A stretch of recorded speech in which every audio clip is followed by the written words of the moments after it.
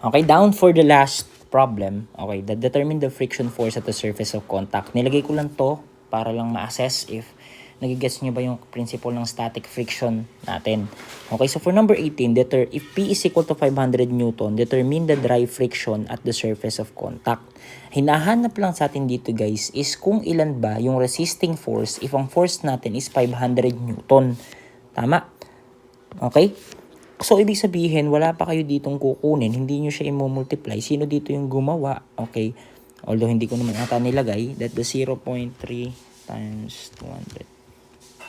Parang hindi ko naman siya nilagay, para hindi na kayo malito. Kasi kung ang ginawa mo dito guys is the frictional force ng statics is basically 0.3 ng normal force niya. Teka lang, let's do a free body diagram. Siguro dito na lang din sa ano. Kung kukuha tayo guys ng free body diagram, knowing that this is 500, okay. This is 500, okay. 500 Newton ba? Yes, 500 Newton, okay. Ibig sabihin, kapag ka nag-free body diagram tayo, this will be your normal force.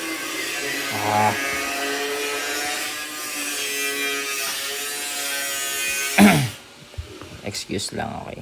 Yun. So, ang weight natin is 200 Newton. Yan, napalyari naman na to, okay.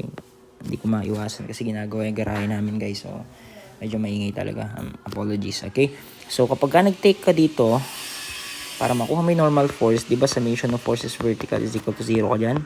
So, basically, 0 is equal to n minus 200 minus 500 multiplied by 3 over 5. Kung gusto mo gumamit ng angle, simply, gamitan natin. Sige, tangent of 3 over 4. This is 36.87. So, this is 36. Yung angle na to is 36.87 degrees. Okay?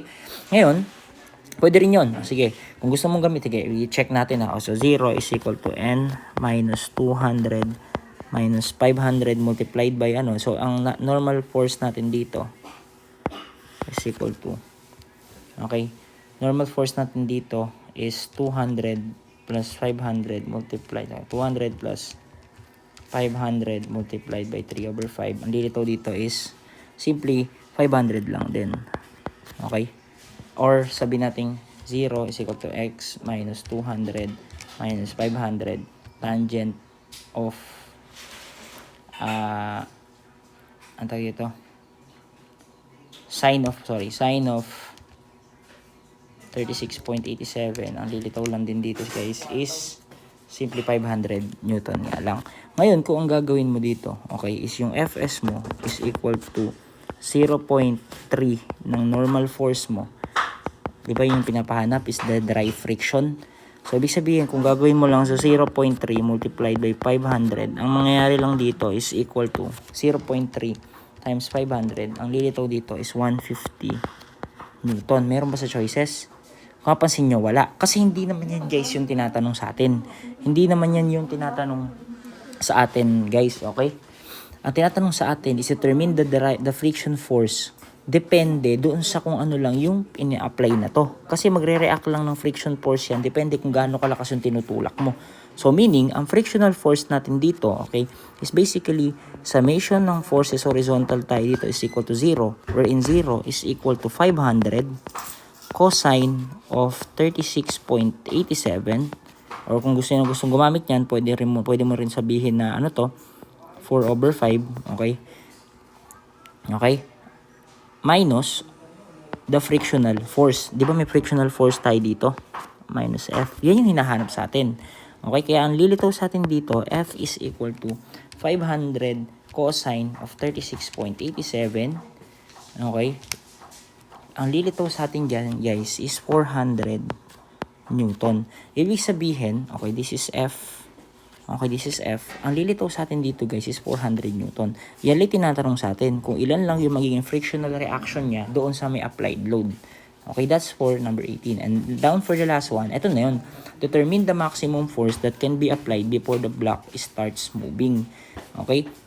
Ibig sabihin, okay, for another condition tayo dito, okay, for number 19 to. For number 19, guys, simply, isa-set mo naman siya as your P is equal to ano lang, P is equal to wala. Okay, wala siya, unknown siya.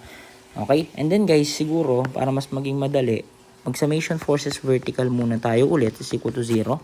So 0 is basically N minus the 200 na weight minus P, okay, sine of 36.87, or simply, if mag-ano ka, 3/5.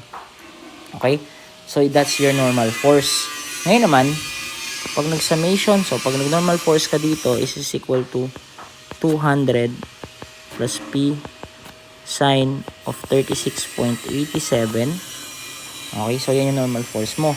At yung Fs mo dito is equal to the static frictional coefficient multiplied by the normal force. So basically, yung Fs mo dito is equal to 0.3, okay, multiplied by 200 plus P sine of 36.87. Na kapag ka nag-summation forces horizontal ka equal to 0, basically 0 is equal to P cosine of 36.87 minus yung Fs mo. Okay?